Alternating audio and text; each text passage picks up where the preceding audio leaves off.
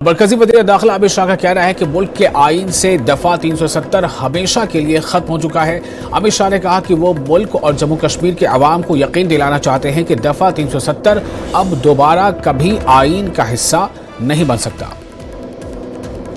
370 अब हमारे संविधान में से नष्ट हो चुकी है और फ्यूचर में भी इसके लिए हमारे संविधान में कोई जगह नहीं है। जो जाना चाहते हैं वो सभी को बसाने के लिए भारत सरकार कटिबद्ध है।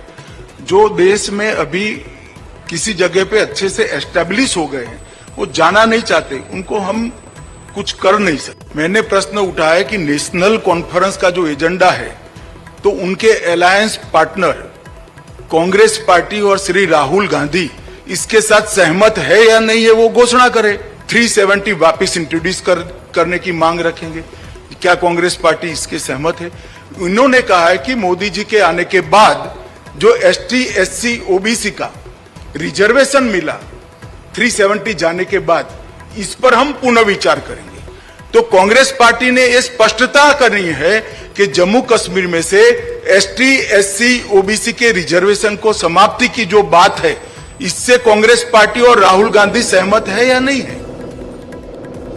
और अमित शाह के 370 के बयान का कश्मीरी पंडित कार्यकर्ता अमित रैना ने स्वागत किया है। अमित शाह के बयान पर अमित रैना ने क्या कहा है ये सुनते हैं। कभी अमित शाह जी का स्टेटमेंट 370 कभी वापस नहीं आएगा, मैं उसका स्वागत करता हूं। 5 अगस्त 2019 को जो ऐतिहासिक फैसला लिया गया उसे भारत के इतिहास में स्वर्ण अक्षरों में लिखा जाएगा। 370 खारिज करना न सिर्फ इस देश की संसद ने उसको पारित किया बल्कि इस देश के उच्चतम न्यायालय ने भी उसको इंडोर्स किया और इस देश के हर नागरिक ने जो इस देश की अखंडता प्रभुत्व में विश्वास रखता है उसने इस ऐतिहासिक कदम का स्वागत किया। और वो शक्ति, कोई भी ऐसी शक्ति जो इसे वापस लाना चाहती है उसको इस देश का हर नागरिक अपोज करेगा और पूरी तरह से प्रयत्न किया जाएगा कि 370 जैसी धाराएं और अनुच्छेद वापस हिंदुस्तान के संविधान में न आए। और